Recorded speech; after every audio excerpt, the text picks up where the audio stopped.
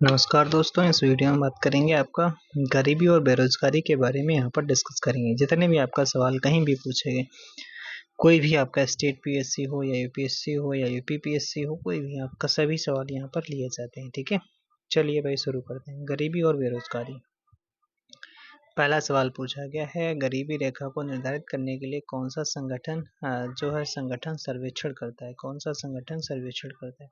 तो आरबीआई तो इसमें करता नहीं है। ठीक है, और कौन करता है? तो एनएसएसओ करता है। ठीक है, नेशनल सैंपल सर्वे ऑर्गेनाइजेशन करता है। ठीक है, तो यहाँ पर अगर हम बात कर लेते हैं कि यहाँ पर लेकिन 2019 की अगर हम बात कर लेते हैं तो यहाँ पर क्या हुआ था, एनएसएसओ द्वारा किया जाता था, किंतु 2019 में भारत सरकार ने केंद्रीय सांख्यिकी संगठन सीएसओ और आपका एनएसओ और एनएसएसओ को एकीकृत करके एनएसओ बना दिया। ठीक है, मतलब क्या है, एनएसएसओ जो एनएसएसओ था और आपका सीएसओ था, उनको जोड़ करके एनएसओ बना दिया गया।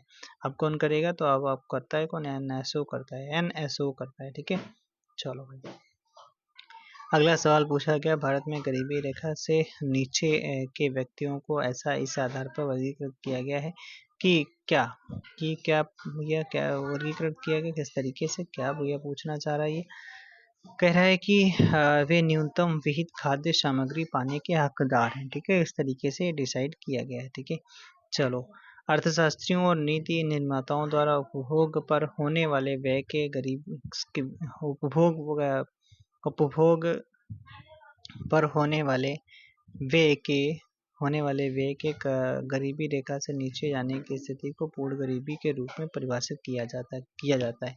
भारत की स्वतंत्रता के बाद अब तक के देश में गरीबी में रह रहे लोगों की संख्या के अनुमान के लिए 6 आधिकारिक समिति का गठन किया जा चुका है। कौन कौन सी भाई? तो ये आपका था कौन सा? योजना आयोग कार्य समूह 1962 में करा गया था। वी.एम. दांडेकर जो एन रथ 1971 में, अलग समिति 1979 में, लकड़वाला समिति 1993 में, तेंदुलकर समिति 2009 में और आपका रंगराजन समिति 2014 में हो जाती है। ठीक है, अलग समिति किससे संबंधित हो जाती है? तो अलग समिति आपका न्यूनतम कैलोरी आवश्यकता को गरीबी रेखा निर्धारण का आधार बनाया गया, जिसके अनुसार ग्रामीण क्षेत्रों के लिए आपका प्रतिदिन 2435 कैलोरी, लगभग आपका 2400 कैलोरी, शहरी क्षेत्रों में 2100 कैलोरी आवश्यकता है। ठीक है, लकड़वाला समिति अगर बात करते हैं तो प्रत्येक राज्य में ग्रामीण तथा शहरी निर्धनता के लिए अलग अलग मुख्य सूचकांक की बात की गई। किसमें? लकड़वाला समिति में। और ग्रामीण क्षेत्र में निर्धनता रेखा के लिए कृषि श्रमिकों के उपभोक्ता मूल्य सूचकांक तथा शहरी क्षेत्रों के लिए औद्योगिक श्रमिकों एवं उपभोक्ता सूचकांक के आधार पर बनाया गया है। ठीक है, तेंदुलकर समिति अगर बात करते हैं तो आपका 2011-12 के लिए प्रति व्यक्ति जो प्रतिदिन खर्च ग्रामीणों में अगर 27 रुपये कोई बंदा कर रहा है तो और शहरी क्षेत्रों में 33 रुपये कोई कर रहा है तो वो गरीब नहीं माना जाएगा। ठीक है, रंगराजन समिति अगर हम बात कर लेते हैं, रंगराजन समिति अगर बात कर लेते हैं तो यहाँ पर अखिल भारतीय स्तर पर ग्रामीण क्षेत्र के लिए 972 रुपये तथा शहरी क्षेत्र में 1407 रुपये प्रतिमासिक उपभोग व्यय को गरीबी रेखा के रूप में परिभाषित किया गया। रंगराजन ने मंथली बताया था और मतलब सुरेश तेंदुलकर ने मंथली बताया था, जो आपका 27 रुपये 33 रुपये था, और रंगराजन ने आपका 972 और 1407 रुपये मासिक बताया था इन्होंने। ठीक है, चलो भाई, और गरीबी की माप के संबंध में जो मेथाडोलॉजी वाई के अलग 1979 में सुझाया, उसका संस्करण 1993 में लकड़वाला विशेषज्ञ समूह ने किया और सुरेश तेंदुलकर ने 2009 में उसको सन्मुत करने के संबंध में सुझाव दिया और सभी इस निष्कर्ष पर आए कि पारिवारिक उपभोग व्यय के संबंध में एनएसएसओ के सर्वेक्षण से प्रति आंकड़े अधिक विश्वसनीय है। ठीक है, आप चलते हैं, सारे सवाल आपको यहाँ पे देखने को मिल जाएंगे। ठीक है, तो यहाँ पर अगर बात कर लेते हैं, थोड़ा सा और देख लेते हैं। भारत में नीति आयोग द्वारा बहुआयामी गरीबी सूचकांक जारी किया जाता है, जिसके तहत 4 क्षेत्र जैसे शिक्षा है, स्वास्थ्य, जीवन स्तर है, आवास की गुणवत्ता का 38 संकेतकों के आधार पर आंकड़ों की समीक्षा की जाती है। हो सकता है यहाँ से आपसे पूछ ले सवाल। ठीक है, चलो भाई, तो कितने 4 क्षेत्रों को लिया जाता है इसमें और 38 संकेतक लिए जाते हैं, और आपका 4 क्षेत्र शिक्षा, स्वास्थ्य, जीवन स्तर और आवास की गुणवत्ता के बारे में यहाँ पर लिया जाता है। ठीक है, चलो आगे बात कर लेते हैं। सवाल पूछा गया, तेंदुलकर समिति के आधार पर 2011-12 के लिए भारत की गरीबी दर कितनी थी? तो 21.29% आपका 30.92% हो जाती है। ये आपका तेंदुलकर समिति के आधार पर 2011-12 के लिए भारत की गरीबी दर थी। ठीक है। भारतीय योजना आयोग के अनुसार निम्नलिखित में से कौन गरीबी रेखा के लिए सही है? ठीक है। तो अभी बताया गया था ना 26 रुपये और 32 रुपये। ठीक है। ग्रामीण क्षेत्रों के लिए 26 रुपये कोई अगर खर्च कर रहा है और शहरी क्षेत्रों के लिए अगर 32 रुपये खर्च कर रहा है तो वो आपका गरीब नहीं माना जाएगा। तो 2 और 4 वाला उत्तर सही हो जाता है भाई। ठीक है। 2 और 3 वाला, सॉरी। ठीक है। 2 और 3 वाला उत्तर सही हो जाएगा आपका। चलो भाई आगे बात कर लेते हैं। यहाँ पे अगला सवाल पूछा गया, आपसे क्या पूछना चाह रहा है? कह रहा है कि शहरी क्षेत्रों में गरीबी रेखा से निम्नलिखित में से औसतम कैलोरी प्रति व्यक्ति का मानक भारतीय योजना आयोग द्वारा निर्धारित किया गया था। तो 2100। अगर ग्रामीण क्षेत्र के लिए कहता था तो अलग समिति में वो 2400 कैलोरी बताया गया था। ठीक है। अच्छा, भारत में ग्रामीण क्षेत्रों में गरीबी रेखा को निर्धारित करने के लिए निम्न प्रति व्यक्ति कैलोरी ग्राह्यता में किस एक का संस्तुति की गई थी? तो ये 2400 करी गई थी। ठीक है। 2400 जो था ग्रामीण क्षेत्र के लिए था, शहरी क्षेत्रों के लिए आपका 2100 था। ठीक है। 2100 था। ठीक है। चलो भाई अगला कह रहा है कि गरीबी रेखा से नीचे जीवन यापन करने वाली जनसंख्या के अनुमान के नए मानक निर्धारित करने के लिए भारत सरकार ने एक समिति गठित की थी। इस समिति के अध्यक्ष कौन हुआ करते थे? तो इस समिति के अध्यक्ष आपके सुरेश तेंदुलकर जी हुआ करते थे। ठीक है। सुरेश तेंदुलकर जी हुआ करते थे। किस समिति की संस्तुतियों के आधार पर भारत में गरीबी रेखा का आकलन किया गया था? तो किसकी सिफारिश पर? लकड़वाला समिति की सिफारिश पर आपका भारत में गरीबी रेखा का आकलन किया गया था। ठीक है। गरीबी रेखा का भी आकलन किया गया था। गरीबी मापने के लिए ग्रामीण क्षेत्रों में न्यूनतम कैलोरी की आवश्यकता कितनी होनी चाहिए?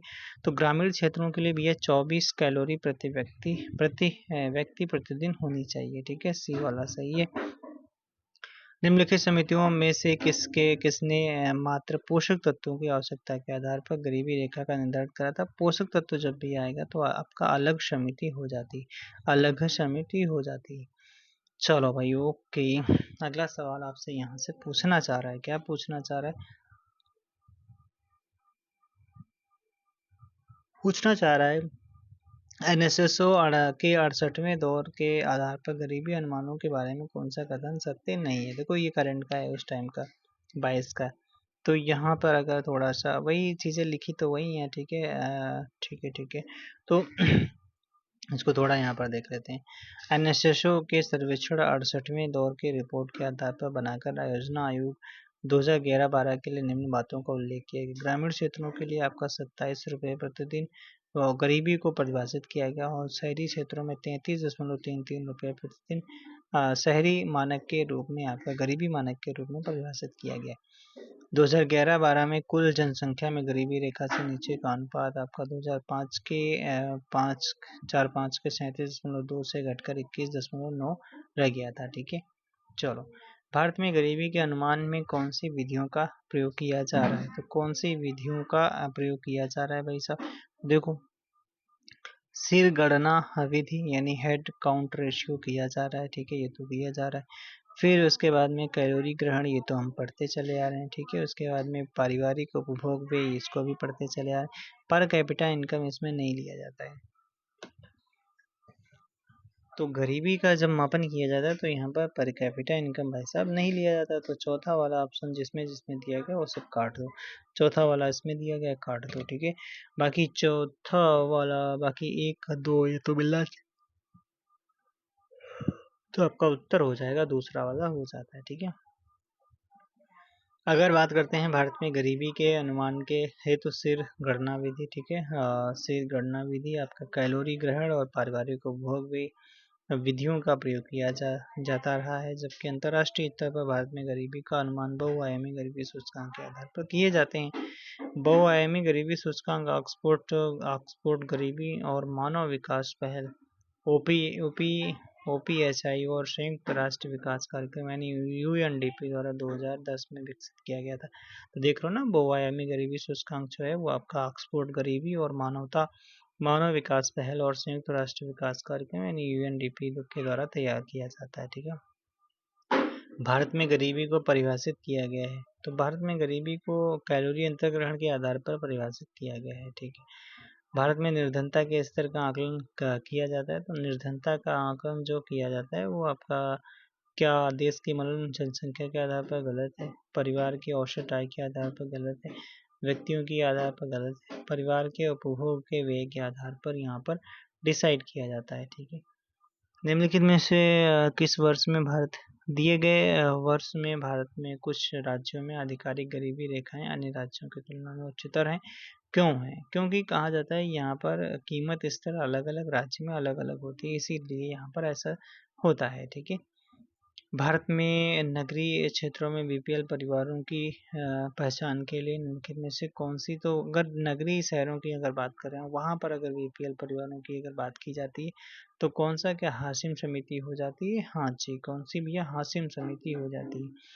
योजना आयोग अब जो है आपका नीति आयोग हो चुका है, बदल गया। 12वीं पंचवर्षीय योजना में नगरीय क्षेत्रों में क्या हुआ था? बीपीएल परिवारों की पहचान के लिए HR हाशिम समिति का गठन किया गया था। इस समिति ने दिसंबर 2012 में अपनी रिपोर्ट सौंपी थी।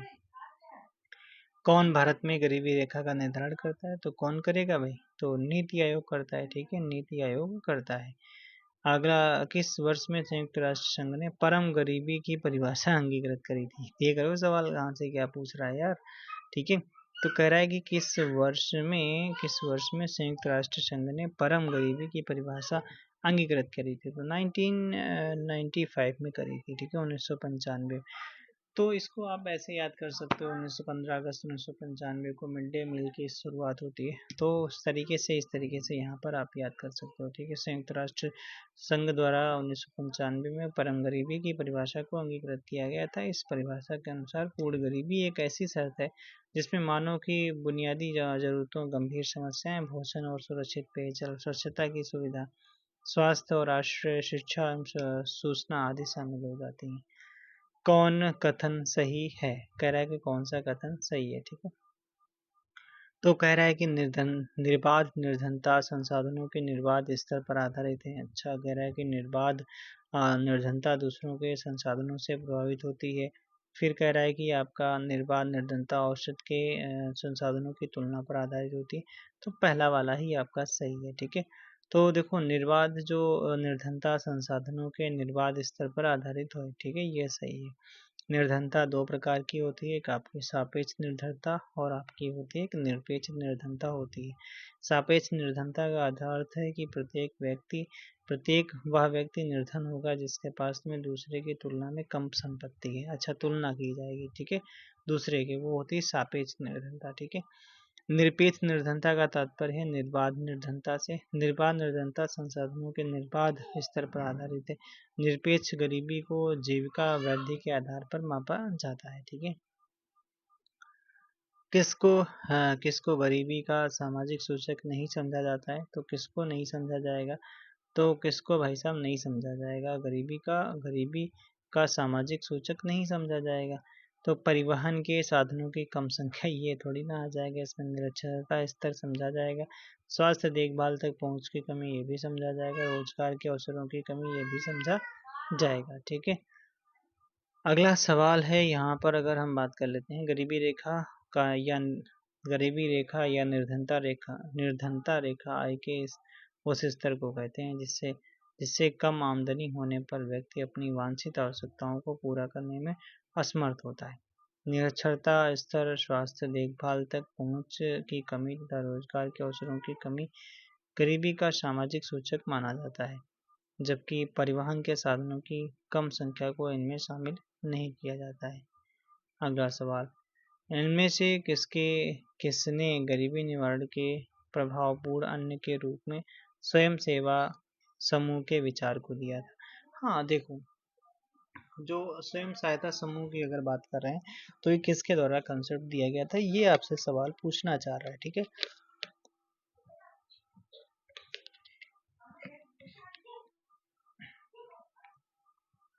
तो गरीबी जो है वो आपका मोहम्मद यूनुस के द्वारा दिया गया था, स्वयं सहायता समूह। ये आपको जानना चाहिए। ठीक है, सेल्फ हेल्प ग्रुप जो है वो आपका मोहम्मद यूनुस के द्वारा दिया गया था। ठीक है, स्वयं सहायता समूह एक ऐसा माध्यम है जिसकी सहायता से समूह की महिलाओं को अन्य महिलाओं के साथ अपने संबंधों को मजबूत करने तथा एक दूसरे की मदद करते हुए अपने लक्ष्य को प्राप्त करने में मदद मिलती है। स्वयं सहायता समूह का विचार गरीबी निवारण है सर्वप्रथम बांग्लादेश के प्रसिद्ध जो बांग्लादेश के थे भैया, ठीक है, प्रसिद्ध अर्थशास्त्री मोहम्मद यूनुस ने दिया था। इन्होंने 1970 में लघु वित्त आंदोलन की शुरुआत की, जिसके तहत गरीबों विशेषकर महिलाओं के बिना किसी शर्त के ऋण देने की व्यवस्था की गई थी। ठीक है, मतलब इन्होंने ऐसा व्यवस्था करवाई थी जिसमें फीमेल को बिना ब्याज के ऋण मिल जाए। ठीक है, चलो बिना शर्त के ऋण मिल जाए, ठीक है, ब्याज के नहीं। ठीक है, भारत में गरीबी रेखा को मापने के लिए सामुदायिक नमूना सर्वेक्षण कौन करता है? तो कौन करेगा भाई? तो गरीबी रेखा को मापने के लिए सामाजिक नमूना सर्वेक्षण कौन करेगा? कौन करेगा? कौन करेगा भाई, कौन करेगा? तो एनएसएसओ करता है, लेकिन अब बदल गया है, इसकी जगह पे आपका एनएसओ हो गया। ठीक है, 2019 में एनएसओ हो गया। अगला सवाल, शहरी गरीबी की जड़ ग्रामीण क्षेत्रों में होती है। हाँ, ये तो बात तो सही है। देखो, शहरी जो गरीबी है, गरीबी की जड़ ग्रामीण क्षेत्रों में होती है। फिर कह रहा है, कारण कह रहा है ग्रामीण क्षेत्रों में शिक्षा का स्तर निम्न होता है, इसी वजह से होता है क्या? हाँ जी, इसी वजह से तो नहीं होता है, लेकिन आपका दोनों पॉइंट सही है। ठीक है, प्राय देखा जाता है कि ग्रामीण क्षेत्रों से लोग रोजगार के लिए शहरों की ओर बहुत अधिक संख्या में प्रवास करते हैं, जिससे शहरों में गरीबों की संख्या बढ़ती जाती है। अतः यह कहा जा सकता है कि शहरी गरीबों की जड़ें ग्रामीण क्षेत्रों में होती हैं। अच्छा, तभी तो जाते हैं लोग कमाने, पंजाब कहाँ जाएंगे, कहीं लुधियाना जाएंगे, इस तरीके से। नीचे दिए गए कथन दिए गए हैं, एक को अभिकथन तथा दूसरे को कारण कहा गया है। ठीक है, चलो देख लेते हैं। कह रहा है कि अभिकथन कह रहा है कि 20वीं शताब्दी में निर्धनता एवं निर्धन व्यक्ति हमारी चिंता एवं कर्तव्य के विषय बने। कह रहा है कि 20वीं शताब्दी में निर्धनता और निर्धन व्यक्ति हमारी चिंता एवं कर्तव्य के विषय बने हैं। दूसरा कारण कहता है, रीजन कहता है कि रणनीतिक रूप से यहाँ लक्ष्य भेदन क्रियाओं का अभाव था, जिसके फलस्वरूप इन मुद्दों को गति मिली है। तो इसी वजह से तो मिली है। ठीक है, इसी वजह से ही तो मिली है। तो आपका दोनों पॉइंट सही है और सही से व्याख्या भी की जा रही है।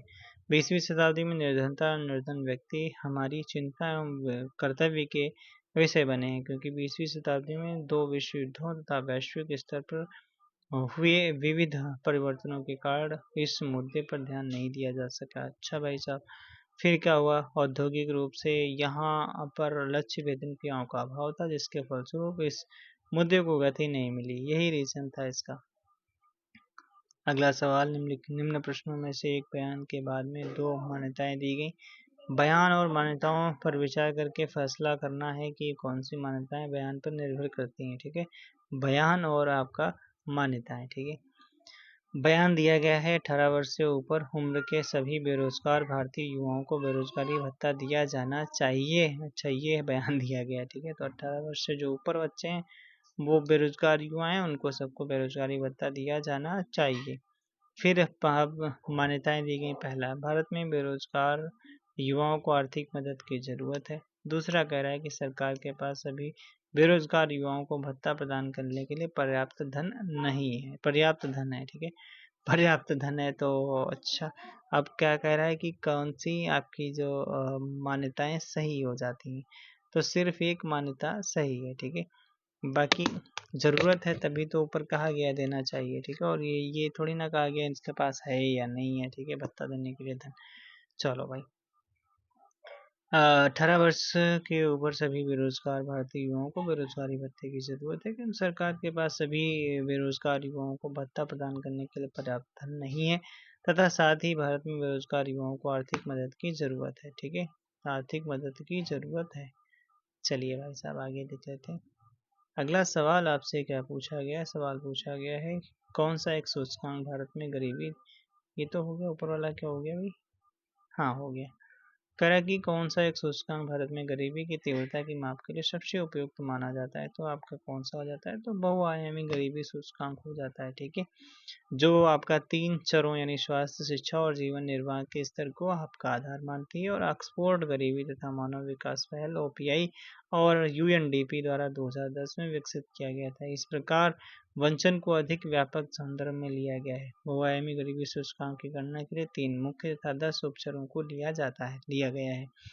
तो सुरेश तेंदुलकर समिति की संस्तुतियां भी गरीबी के परंपरागत रूप से हटकर इसे बहुआयामी रूप में लेती हैं। तेंदुलकर कमेटी के अनुसार गरीबी रेखा का निर्धारण एवं गरीबी की तीव्रता के माप के लिए उपयोग में लाए जा रहे खाद्यान्नों के अलावा अच्छा बुनियादी आवश्यकताओं, शिक्षा, स्वास्थ्य, बुनियादी संरचना तथा स्वच्छ वातावरण तथा महिलाओं की श्रम तथा लाभ तक पहुंच के आधार पर होगा। अच्छा भाई साहब, चलिए अगला सवाल आपसे पूछा गया है कि क्या पूछा गया, ऑक्सफोर्ड कह रहा है कि यूएनडीपी के समर्थन से ऑक्सफोर्ड निर्धनता तथा मानव विकास नेतृत्व द्वारा विकसित बहुआयामी निर्धनता सूचकांक में निम्नलिखित में से कौन से सम्मिलित हैं। पारिवारिक स्तर पर शिक्षा, स्वास्थ्य तथा संपत्ति सेवाओं से वंचन, राष्ट्रीय स्तर पर क्रय शक्ति क्षमता, फिर करेगी राष्ट्रीय स्तर पर बजट घाटे की मात्रा और जीडीपी की विकास दर। तो देखो यहाँ पर ओनली एक वाला बात की जा रही है, बाकी इससे कोई भी मतलब नहीं है। राष्ट्रीय स्तर पर क्रय शक्ति क्षमता, ये भी नहीं कोई मतलब है। राष्ट्रीय स्तर पर बजट घाटे की मात्रा और जीडीपी विकास दर, इससे भी कोई मतलब नहीं। पारिवारिक स्तर पर शिक्षा, स्वास्थ्य एवं संपत्ति सेवाओं से वंचित, यही वाला आपका सही हो जाता है। ठीक है, चलिए अगला, संयुक्त राष्ट्र विकास कार्यक्रम यूएनडीपी ने निर्धनता की निम्नलिखित में श्रेणियों की पहचान की, कौन सा एक सही है। तो देखो यहाँ पर आय निर्धनता और फिर मानव निर्धनता, ए और दो दोनों, तो किसने किया है, तो दोनों की गई है। ठीक है, दोनों की बात की गई है इसमें। ठीक है, संयुक्त राष्ट्र विकास कार्यक्रम जिसे यूएनडीपी ने निर्धनता की 2 श्रेणियों की पहचान की। पहली आपकी आय निर्धनता, जो जीवन गुणवत्ता की आवश्यकताओं को कमी के कारण बढ़ती है। दूसरी मानव निर्धनता, जो सम्मानपूर्ण जीवन स्तर को जीने से वंचित करने से संबंधित है। 1997 में पहली बार यूएनडीपी ने आय निर्धनता से संबंधित निर्धनता से पृथक कर मानव निर्धनता सूचकांक प्रस्तुत किया था। ठीक है, बहुआयामी निर्धनता सूचकांक में सम्मिलित होता है, किसमें सम्मिलित होता है, में सम्मिलित होता है क्या क्या, तो स्वास्थ्य, शिक्षा और जीवन स्तर, तीनों को सम्मिलित किया जाता है। तो ठीक है, तो तीनों पॉइंट आपके सही हो जाते हैं। बहुआयामी निर्धनता सूचकांक 3 आयामों यानी स्वास्थ्य, शिक्षा और जीवन स्तर पर आधारित होता है। 2022 में जारी बहुआयामी निर्धनता सूचकांक के अनुसार 111 देशों में 1.2 बिलियन लोग आपका बहुआयामी निर्धनता से ग्रस्त हो जाते हैं। ठीक है, चलो भाई अगला ही कहाँ पे अगर जानना चाहते हो, वैश्विक बहुआयामी गरीबी सूचकांक यूएनडीपी तथा ऑक्सफोर्ड गरीबी तथा मानव विकास पहल द्वारा 2010 में जारी किया गया है। ठीक है, निर्धनता को एक सामाजिक समस्या माना गया है, जो कि लंदन में निर्धनता पर किए गए एक शोध सर्वेक्षण का परिणाम है। इस शोध के शोधार्थी कौन थे, लंदन में शोध हुआ भैया, इसके शोधार्थी कौन थे, तो इसके शोधार्थी थे चार्ल्स बूथ थे। कौन, चार्ल्स बूथ हो जाते हैं। ठीक है, निर्धनता को एक सामाजिक समस्या माना गया है, जो कि लंदन में निर्धनता पर किए गए एक शोध सर्वेक्षण का परिणाम है। इस शोध के शोधार्थी चार्ल्स बूथ हो जाते हैं। ठीक है, थे। गरीबी की संस्कृति का विचार प्रस्तुत किया गया था, किसके द्वारा, तो ये किया गया था ऑस्कर लुइस के द्वारा किया गया था। किसके द्वारा, ऑस्कर लुइस के द्वारा किया गया था। ठीक है, गरीबी की संस्कृति जो आपका है का विचार और ऑस्कर लुइस ने अपनी पुस्तक 5 फैमिलीज यानी Mexican can studies in the culture of poverty में प्रस्तुत किया था। इन्होंने मैक्सिको के अध्ययन के आधार पर निष्कर्ष दिया कि निर्धनता की संस्कृति में व्यक्ति केवल वर्तमान के बारे में सोचता है और वह भाग्यवादी हो जाता है। अच्छा भाई साहब, वो कहता है ना कि भाग्य में ही नहीं बताता, उसमें हीनता की भावना प्रबल बन जाती है तथा बच्चों में भी इन दशाओं में रहने का प्रशिक्षण दिया जाने लगता है। ऑस्कर लुइस अमेरिका के मानव शास्त्री थे। इन्होंने 1951 में भारत आए और पश्चिमी उत्तर प्रदेश के रामपुरा का देख रहे हो ना, 1951 में आया। पश्चिमी यूपी के गांव रामपुरा का अध्ययन किया और ग्रामीण संवेदनीयता की अवधारणा को विकसित किया। कौन थे? ऑस्कर लुइस थे। ऑस्कर लुइस ने क्या दिया था? गरीबी की संस्कृति। कहाँ पे आए थे? यूपी के रामपुरा गांव में आए थे। ठीक है। मानवीय गरीबी सूचकांक किस वर्ष में विकसित किया गया था? तो मानवीय गरीबी सूचकांक 1997 में विकसित किया गया था। 1997 के मानव विकास रिपोर्ट में 78 देशों के संबंध में प्रथम यह सूचकांक प्रथम बार प्रस्तुत किया गया था। इस सूचकांक के आधार पर मानवीय आवश्यकताओं से संबंधित सूचनाओं की माप करता है। इनमें से निम्न को शामिल किया जाता है। कौन कौन से? जैसे आपका 40 वर्ष से कम आयु में दिवंगत होने वाले लोगों का परसेंटेज और स्वास्थ्य सेवाओं तथा शुद्ध पेयजल से वंचित लोगों का परसेंटेज, 3 वर्ष से कम आयु के बच्चों के पोषण और मृत्यु की दशाएं यहाँ पर ली जाती हैं। ठीक है, ली जाती हैं। क्या था भाई? मानवीय गरीबी सूचकांक। अच्छा ठीक है। फिर इसमें और भी चीजें क्या हैं? 2010 में इसका स्थान बहुआयामी गरीबी सूचकांक ने ले लिया। ठीक है, पहले कौन था आपका? पहले आता था कौन सा? मानवीय गरीबी सूचकांक आता था। 2010 में बहुआयामी गरीबी सूचकांक आ गया। चक्रीय निर्धन वे हैं जो सदैव निर्धन रहते हैं। गलत बात है। एक बात, जो निरंतर निर्धन और गैर निर्धन होते रहते हैं। ठीक है। अच्छा, और क्या ऑप्शन दिया गया? और ऑप्शन दिया गया है जो अधिकांश समय धनी रहते हैं। ये ऐसी कोई बात नहीं है, उपयुक्त सभी वाली बात नहीं है, तो ओनली 2 वाला सही है। ठीक है, तो ये हो जाते हैं जो निरंतर निर्धन और गैर निर्धन होते रहते हैं। ठीक है, वही आपके क्या होते हैं? वही आपके चक्रीय निर्धन होते हैं। चक्रीय निर्धन। निर्धनता का दुष्चक्र की अवधारणा किसने दिया था? तो नक्श महोदय ने दिया था। ठीक है, नक्श कौन थे? आपका अर्थशास्त्री थे। नक्श का द्वारा एक आपकी पुस्तक थी, problem of capital formation in under developed countries में निर्धनता। अंडर डेवलप्ड जो कंट्री होती है वहीं पर आपको क्या देखने को मिलता है? निर्धनता का दुष्चक्र को देखने को मिलता है। सापेक्ष निर्धनता का अर्थ क्या हो जाता है? तो सापेक्ष निर्धनता का अर्थ हो जाता है आर्थिक असमानता। इकोनॉमी इनइक्वलिटीज जो हो जाती हैं वो आपके सापेक्ष निर्धनता का अर्थ हो जाती है। ठीक है। भारत में बेरोजगारी और गरीबी के अनुमान आधारित हैं। गरीबी और बेरोजगारी के अनुमान जो आधारित हो जाते हैं वो उपभोग के व्यय के आधार पर ही लिए जाते हैं। तो इसमें ये हो जाते हैं कि एनएसएसयू के परिवारों के उपभोग व्यय के सर्वों पर आधारित हो जाते हैं। ठीक है, ये वाला उत्तर आपका सही हो गया है। ठीक है, चलो भाई आगे कह रहा है कि किसने भारतीय उपमहाद्वीप में मापन योग्य विकास सूचकांक के रूप में गरीबी के प्रत्यक्ष संप्रत्यय का निरूपण किया था? तो किसने किया था? दादा भाई नौरोजी ने। उपमहाद्वीप में अगर जब भी चर्चा होगी तो क्या हो जाएगा? आपका हो जाएगा दादा भाई नौरोजी। ठीक है, तो किसने भारतीय उपमहाद्वीप में मापन योग्य विकास सूचकांक के रूप में गरीबी के संप्रत्यय का निरूपण किया था? तो ये कौन था? ये दादा भाई नौरोजी। ठीक है, दादा भाई नौरोजी हो जाते हैं। भारतीय उपमहाद्वीप में सर्वप्रथम दादा भाई नौरोजी ने अपनी पुस्तक poverty and British rule in India में गरीबी रेखा का सबसे पहला अनुमान लगाया था। उन्होंने 16 से 35 रुपए प्रति व्यक्ति होने का अनुमान लगाया था और उनके द्वारा प्रकाशित गरीबी रेखा निर्वाह या न्यूनतम बुनियादी आहार की लागत पर निर्भर आधारित थी। ठीक है, आधारित थी। धनी अधिक धनी होते जा रहे हैं और निर्धन अधिक निर्धन, यह जानने के लिए किस बात की तुलना करना आवश्यक है? तो किस बात की तुलना करना आवश्यक हो जाता है? तो ये हो जाता है कि विविध अवधियों में समरूप वर्ग के आयकर दाताओं की आय के वितरण की अगर अध्ययन कर लिया था तो आपको पता हो जाता है भाई। ठीक है, चलो भाई। आर्थिक उदारीकरण की नीति को लागू करने के लागू लागू लागू किए जाने के लगभग एक दशक के पश्चात यह स्पष्ट हो गया कि उदारीकरण की इस नीति के कारण अमीर लोग और अधिक अमीर होते जा रहे हैं, जबकि देश के गरीब लोग और गरीब होते जा रहे हैं।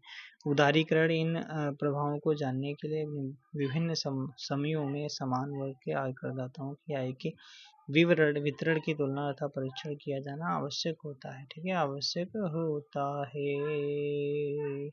किस राज्य में अत्यधिक कुपोषण के कारण भारत का इथोपिया कहा जाता है? तो मध्य प्रदेश को कहा जाता है। कुपोषण से अधिक मृत्यु यहाँ पर हो जाती है। गरीबी रेखा के नीचे परिवारों को विशेष रूप से रियायती मूल्य पर खाद्यान्न उपलब्ध कराने के लिए सार्वजनिक वितरण प्रणाली इसे TPDS की शुरुआत करी गई थी 1997 में करी गई थी, ठीक है, 1997 में करी गई थी, ठीक है।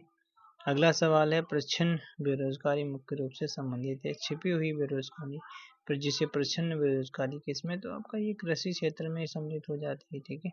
कृषि क्षेत्र में और देखने को मिलेगा, और आपको वही क्या ग्रामीण क्षेत्र में ही देखने को मिलेगा, ठीक है। तो क्या पहला वाला सही है भाई? तो बिल्कुल डी वाला सही है। डी वाले में क्या क्या आता है भाई? तो डी वाले में 1 और 2 आता है, बिल्कुल सही लल्लन टॉप, क्या रही बात है, ठीक है। प्रच्छन्न बेरोजगारी या छिपी हुई बेरोजगारी, जिसे अदृश्य बेरोजगारी भी कहा जाता है, ठीक है। इसके अंतर्गत श्रमिक बाहर से तो काम पर लगे हुए प्रतीत होते हैं, किंतु वास्तव में उन श्रमिकों की उस कार्य में आवश्यकता नहीं होती, अर्थात यदि उन श्रमिकों को उस कार्य से निकाल दिया जाए तो कुल उत्पादन पर कोई प्रभाव नहीं पड़ता है। फिर क्या होता है भाई? इसमें ज़्यादा श्रमिक एक ही व्यवसाय में संलग्न होते हैं, जितना कि अपेक्षित रूप से होना चाहिए, ठीक है। चलो भाई, अगला, प्रच्छन्न बेरोजगारी का मतलब क्या होता है? तो प्रच्छन्न बेरोजगारी का मतलब होता है क्या भाई? प्रच्छन्न बेरोजगारी का मतलब होता है श्रम की सीमांत उत्पादकता शून्य, ठीक है। श्रम की सीमांत उत्पादकता शून्य, ये हो जाता है पहले वाला, ठीक है। चलो भाई, छिपी बेरोजगारी से तात्पर्य क्या हो जाता है? तो छिपी बेरोजगारी से तात्पर्य हो जाता है क्या भाई? ये हो जाता है कि किसी कार्य में जिनको कम व्यक्ति कर सकते हैं, किसी कार्य में जिसको कम व्यक्ति कर सकते हैं, अधिक व्यक्तियों का लगे रहना, वो आपका प्रच्छन्न बेरोजगारी या निष्क्रिय बेरोजगारी कहा जाता है, ठीक है। प्रच्छन्न बेरोजगारी उत्पन्न होती है जब, कब होती है? जब जनसांख्यिकी कारणों से, जब श्रम की मांग में कमी आती है और आपूर्ति की तुलना में ज्यादा आपूर्ति होती है, ठीक है। चलो भाई, अगला सवाल है यहाँ पर, क्या पूछा है? प्रच्छन्न बेरोजगारी उत्पन्न होती है जब, जब क्या होता है? जब होता है जब ज़्यादा श्रमिक एक ही व्यवसाय में व्यस्त रहते हैं और वो आपका प्रोडक्शन कम होता है, ठीक है। सही वाला, ये सी वाला उत्तर सही है। जब किसी राज्य की आर्थिक व्यवस्था की उत्पादक क्षमता पर्याप्त हो और राज्य संख्या में रोजगार सृजित करने के लिए अपर्याप्त हो, तो उसे क्या कहा जाता है? उसे संरचनात्मक बेरोजगारी कहा जाता है, ठीक है। मतलब क्या कहना चाह रहा है? कहना चाह रहा है, जब किसी राज्य की आर्थिक व्यवस्था की उत्पादक क्षमता पर्याप्त हो, हाँ भाई, संसार संख्या में रोजगार सृजित करने के लिए अपर्याप्त होते हो, तो वहाँ पर संरचनात्मक बेरोजगारी होती है, ठीक है। अगला सवाल है, भारत में अधिकांश बेरोजगारी कैसी हो जाती है? तो आपका अधिकांश बेरोजगारी संरचनात्मक हो जाती है, ठीक है। नौकरी संबंधी रिक्तियों के क्षेत्रीय तथा व्यावसायिक पैटर्न और कामगारों की उपलब्धता के पैटर्न में मेल न होने पर निम्नलिखित में से क्या परिणाम हो सकता है? क्या कह रहा है? कह रहे हैं कि नौकरी संबंधी रिक्तियों के क्षेत्रीय अथवा व्यावसायिक पैटर्न और कामगारों की उपलब्धता के पैटर्न में मेल न होने पर निम्नलिखित में से क्या परिणाम होता है? जब मेल नहीं होगा तो क्या परिणाम होगा? तो ये होगा संरचनात्मक बेरोजगारी हो जाती है, ठीक है। निम्नलिखित में से कौन सा सही नहीं है? ठीक है, सही नहीं है। तो कह रहा है कि जब अर्थव्यवस्था में वृद्धि की दर उसकी क्षमता से धीमी हो तो बेरोजगारी दर में वृद्धि होती है, ठीक है। फिर कह रहा है, दूसरा कह रहा है कि जब कुछ विशेष वस्तुओं की मांग में परिवर्तन होने या स्वचालन ऑटोमेशन के कारण नौकरियां समाप्त हो जाती हैं और संरचनात्मक रोजगार का सृजन होती हैं, ठीक है। तो आपका दूसरा वाला उत्तर सही हो जाता है, ठीक है। अगला सवाल आपसे पूछा गया है, क्या पूछा गया है? बेरोजगारी की समस्या से गरीबी बढ़ती है, क्यों बढ़ती है? तो गरीबी बढ़ेगी बेरोजगारी की वजह से बढ़ेगी, क्यों बढ़ेगी? तो ये आपको गरीबी रेखा से नीचे रहने वालों की संख्या बढ़ती है, ठीक है। ये वाला और का ए वाला सही हो जाता है। महात्मा गांधी, हाँ, क्या चला गया भाई? 1 मिनट।